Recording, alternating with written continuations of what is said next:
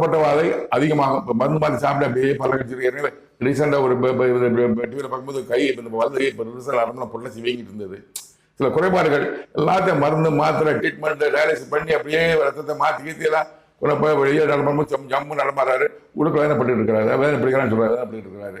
வேதனைப்படுகிறார்.